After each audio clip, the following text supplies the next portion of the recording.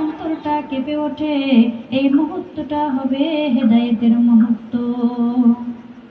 প্রিয় মা বোনেরা আমার, এবার আল্লাহ তাআলার দরবারে সবাই দুখানা হাত উঠে চোখের পানি ফেলে আল্লাহ তাআলার কাছে দোয়া করতে থাকি।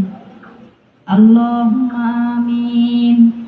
রব্বানা যালামনা আনফুসানা ওয়া ইল্লাম তাগফির লানা ওয়া তারহামনা লানাকুনান্না মিনাল খাসিরিন।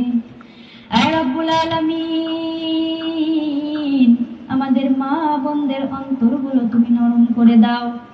যারা নামাজ ছেড়েছে মাবুদ, তাদের নামাজি বানায় দাও।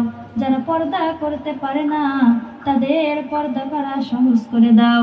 আয় রব্বুল আলামিন, আমাদের মায়েদের চোখের পানি তুমি কবুল করে নাও। আমাদের বোনদের ঈমানের সাথে মৃত্যু নসিব করে দাও।